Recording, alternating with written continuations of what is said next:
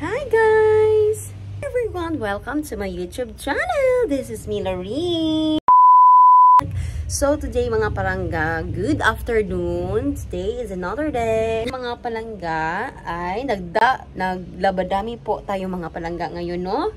Kasi nga mainit na yung panahon natin. Tapos ngayon mga palangga ay darating yung ating order ngayon.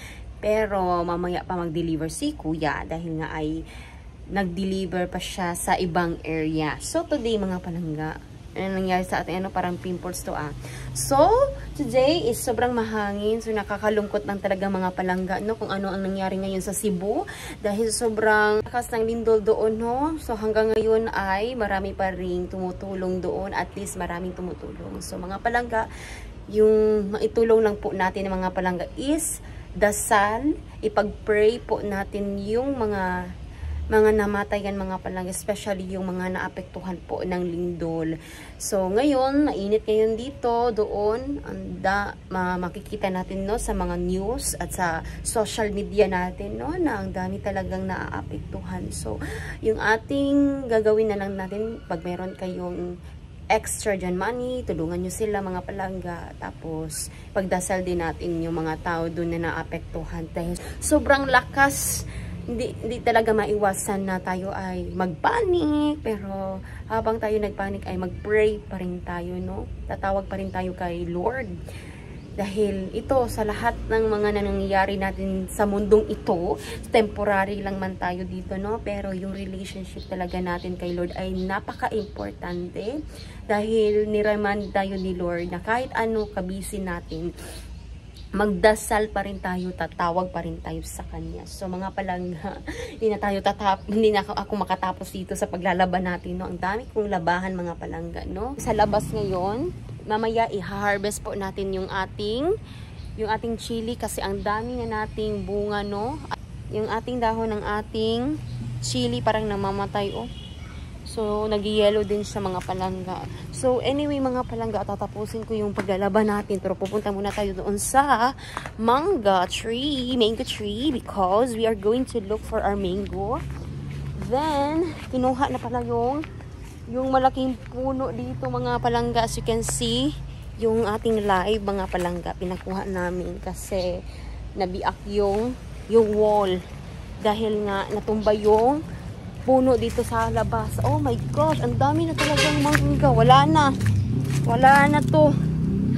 Oh, sobrang sarap, oh. Pero ayan, kinain na. Wala na.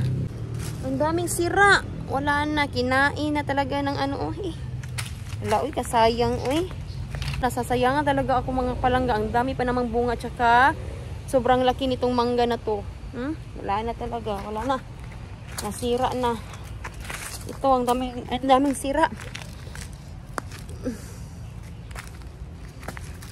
Hindi kasi natin nakuha.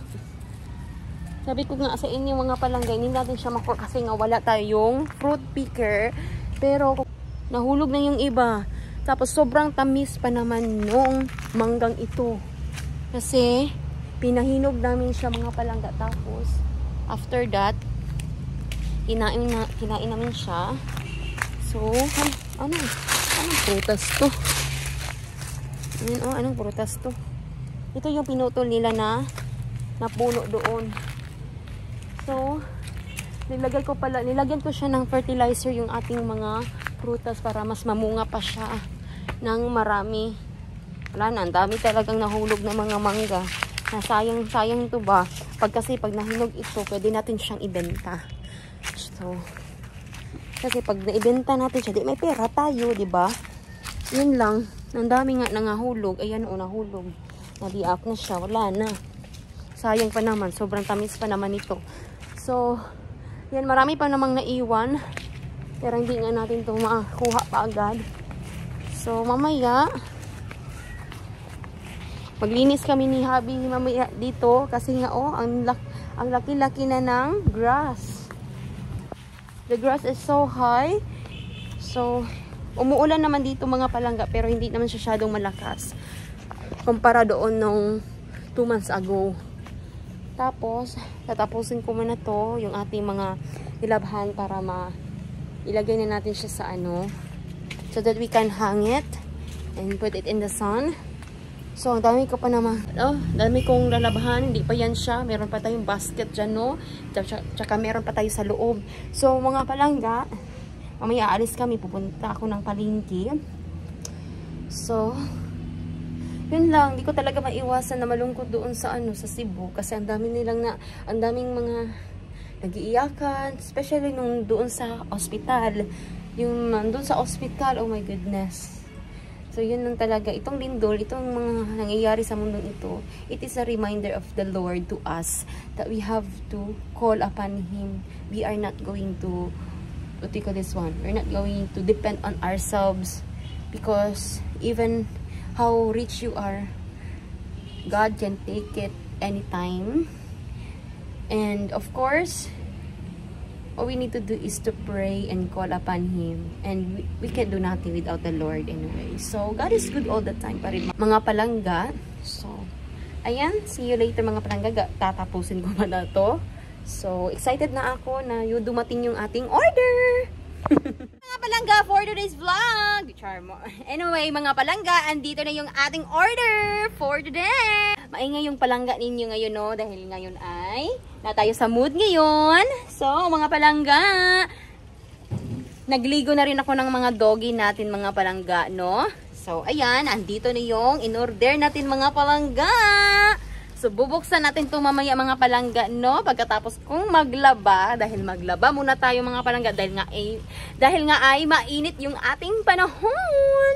So, mga palangga, pag i-unboxing natin ito mamaya ay ngayon, hindi na ako makatapos sa ating gawain. Lalo-lalo na sa paglalaba natin. So, ayan, si Sushi at saka si Mikay, naligo ko na. Si Sunshine ay hindi pa nakaligo dahil ayaw niyang magligo, mga palangga. So, ilalagay muna natin dito yung ating in-order dahil nga ay it's time! A few moments later. Ita og isda. Isa nga isda te, kato ning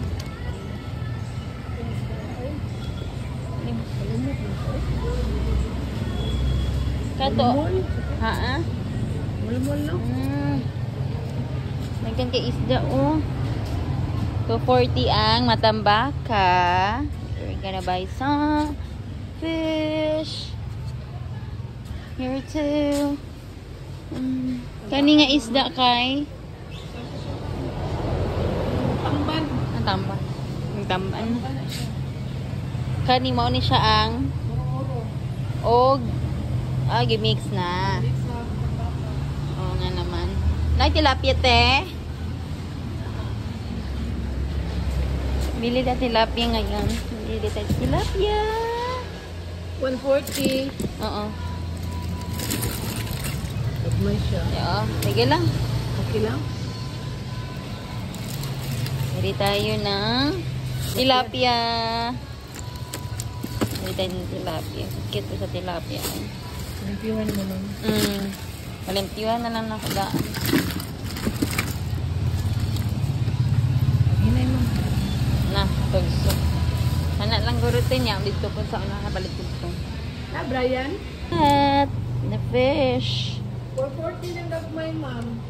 Ha? Kaya 440. Good. That one to 40. This is good for sabaw too. Lami kayo ni pag sabaw. Ini isda. Mulmul na sa ma'am. Ha? Ina daw sila. Ay, Sing. Tawagan ni Day. Mulmul? Parrot fish, mulmul. Mulmul lagi. Parrot fish. Parrot fish. Good. Sabawon. Ako. Sabawon. Mami ini sabawon. This is really good for sabaw. Yan lang tayo. Yan na yan. This is really the meat. Then, ito ba itong isda na to? Look at that fish. So, ano na siya? It's very cheap, 240. And it's nice fish. Then, this is a sweet, like octopus. Octopus. Bili din tayo ng matambaka. Hi guys! Today is another day. We went to the market. So, anyway mga palangga, I just went there and buy something. Fruits and fish. Because we have to be healthy. We have to eat a lot of fish. Yung ating mga binili mga palangga, of course, bumili tayo ng pears. Dalawa yung aking binili na pears. I really love the taste of the pears. Look at that. So, dalawa lang. Yan. Two pears. And it's very cheap, you know. And of course, we have also papaya. Meron tayong papaya. I really love papaya. So, we bought papaya. And banana. Look ka. Ano nangyari sa banana natin? Yan na yung ating banana, mga palangga. At saka, ano nangyari? Ay, kainin natin ito. And of course, bumili din ako ng melon dahil nga mainit yung panahon natin for today. I really love melon. Yan. Just like $1. $1 only. Then, bumili din ako ng, ano to, egg. Sana hindi ito na ano yung ating egg. Hopefully, the egg is not broken. Oh, that's good. Okay. Look at our egg, mga palangga. So, bumili ko ng egg. Then, bumili tayo ng fish. This fish is a parrot fish. Go here, parrot fish. Look at that. Yan natin siya, ano. Okay, let me see. Look at the fish. Woo! Ito yung parrot fish. Hala! Oh, no! Hala, I forgot! And of course, I forgot my tilapia! I have to go back there. Wala nadala.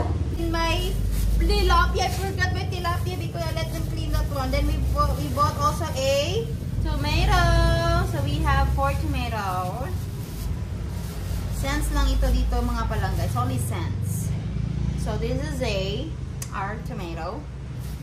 Of course, I bought a matambaka.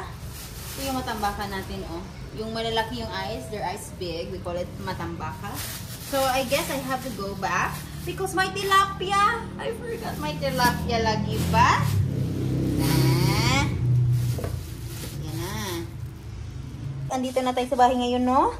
So, nakuha ko na yung tilapia na naiwan ko doon kasi pinalinis ko to. So, binigay naman nila. Hindi naman nila kinuha. So, ayun naman yung binayad natin mga palangga pag hindi natin kunin yung ating tilapia. Ay, nako. Alam niyo naman, nakalimutan doon ni Kuya. Hindi binigay sa atin. Pero at least, nakuha ko na yung ating tilapia. Asan yun? Tilapia natin, oh. Pinalinis ko to siya. So, gasan ko na lang tong nang maayos. Tapos, luto na tayo kaagad. Ayan, papakita ko sa inyo mga palangga. So, nagluto na kaagad tayo ng sabaw. Sobrang sarap ng ating sabaw mga palangga. Yan, maaga tayo nagluto. Dinner natin to mga palangga. Gasan ko na pala yung mga isda natin mga palangga. Tapos, na-separate ko na talaga yung mga isda. Next time, pag nagluto tayo, hindi natin siya i-humor doon sa ano. Hindi natin siya ilagay lahat sa ano ba, sa tubig. Tapos yung ating tilapia. Sinabit ko na yung tilapia natin. Lutuin lang natin is enough. Then, pwede na tayo mag- lagyan na natin itong ano natin mga palangga, yung ating egg. Nag-i-up na yung iba. Isang egg.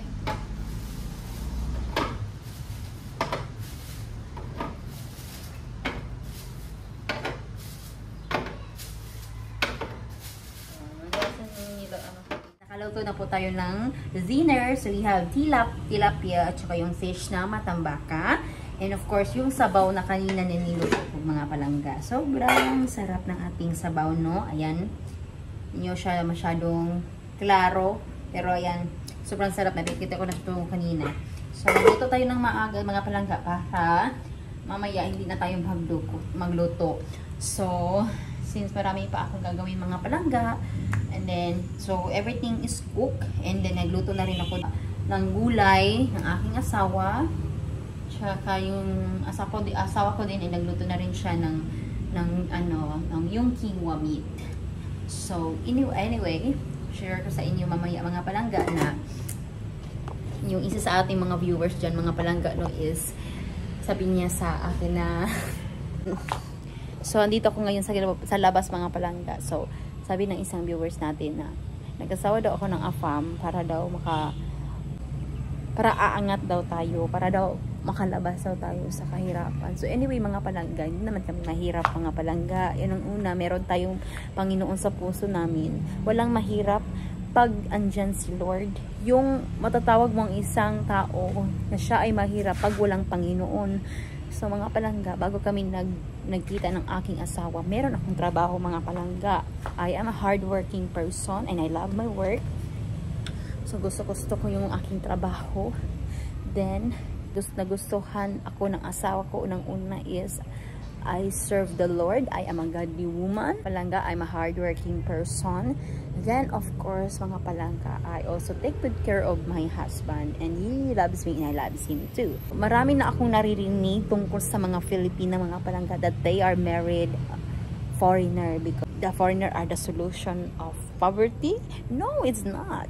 Mga palangga, kung tayo ay if we are working so hard mga palangga, meron tayong trabaho, tapos hindi tayo nakadepende sa ating asawa, tapos ako, may work ako, tapos gusto ko yung aking trabaho. Ngayon mga palangga, sobrang busy na natin mga palangga. Yung asawa ko, ayaw niya mag-work mga palangga, dahil pag nag-work ako mga palangga, wala na akong time sa aking asawa mga palangga. At saka puro na lang tayo trabaho ng trabaho. Mawala na yung time ko sa kanya, kaya ayaw niya akong papatrabahuin. God bless you sa yun, sa mga nagsabi sa akin yan, no? So anyway mga palangga, wala naman akong pake sa mga taong nag-negative comment sa akin, but thank you for your comment, because through to your comment, I'm so blessed, and of course is mga palangga, I am so happy and blessed for it. So ayan mga palangga, so tayo ngayon ay andito tayo ngayon sa labas kasi sobrang mainit. Pagkatapos ko din magluto mga palangga, so meron tayong mga, anong tawag dito, kakao. Hindi ko pa to siya natapos mga palangga, but it's already dry yung ating kakao. Tapos kailangan ko siyang ilagay sa oven para kukunin ko yung skin nito. Yan, kukunin ko yung skin, tapos gagawa na naman tayo nito baka next week, kasi sobrang sobrang busy na natin mga palangga, no? So, yan. Ang dami pa ito, dalawa ito mga palangga, isang planggana ng kakao. It's already dry. Tapos, ito. Tapos, meron pa akong ilagay na mga kakao kasi nilagay ko siya sa sun para matuyo siya mga palangga. So, anyway mga palangga, alisin muna ako mga palangga dahil ay bibili na naman tayo marang ba. So ayan, ang dami na nating mangga, hindi pa natin ito nakuha yung iba mga palangga. Gusto kong kumuha pa ng mangga. Ang dami na kasing bunga, pero sayang naman pa mga palangga pag hindi natin ito kunin. Tapos ang dami pa na mga ibon na kinakain yung ating mangga. So ang dami nga palang chili na yun, oh. Kailangan na pala natin itong i-harvest yung ating chili. Namatay nga pala yung ating papaya. Hindi ko muna diniligan. Hindi pa naman ito. Parang namatay siya. Kakaano siguro ito. Parang hindi nakalabas yung tubig niya. Pero hindi ko muna diniligan kasi nga ay namatay siya po. Last time kasi hindi ako nakabili ng soil. Tapos ngayon, kailangan ko yung soil. Kasi yung iba, kailangan na lagyan natin yung mga halaman natin, especially itong spinach natin. Our spinach needs some soil. So there's a man who delivered here in the house. Right now he's not here. The last time he's asking me that if I want to, but I said no because I still have enough soil. And now I need now because naubusan na ako mga palangga. Then check ko muna tong ating mga pananim here. Ano to itong itanim? Dada na nagpalit ang avocado ron. O palit ta og papaya. I'm buying some papaya for today. You know what? It's so small. Tayo there. Ano ka lang there? Avocado. 40. It's so cute. Makaon na ba ni? Oh, kanan sa iba lang siya. Wala mo Okay. Ganon. Ano gusto mo nga na makaon na dahil siya? Ang tanaday ta diri sa itong palengke for tonight. Tsaka binitan ko pala si Habi ng avocado. Yung avocado natin mga palangga. Avocado natin hindi pa siya hinog. It's not yet ripe. So bumili tayo ng 4 na avocado. Yan. Yan. So 4 lang yung binili ko, hindi pa siya ripe, baka bukas or by the next day pwede na to siyang kainin kasi papahinugin muna natin to. So ilagay ko lang siya sa cellophane para madali siyang mahinog. Of course, maamoy-amoy na yung ating binili na ano. Gusto ko to siya mga palangga. Ayan! Marang! Namili tayo ng marang mga palangga dahil namiss ko yung marang natin, no? Namiss kong kumain ng marang. Ito nga pala mga palangga ay hinog na to at pwede na to siyang kainin. So, kakain tayo mamaya kasama si Habi. Siya yung kapatid ko. At before that, gusto ko siyang mamaya ng after dinner. So, kakain tayo ng marang. Ano na nangyari sa ating face? Napaka-pinkish ng ating mukha. Hindi naman ako naglagay ng anything sa aking mukha. Pero nag-blush on tayo, no? Grabe yung blush on natin. Wala talagang nilagay sa aking mukha mga palangga. Ganito lang talaga yung ating mukha. So, anyway. Yun lang po yung ating binili sa palengke.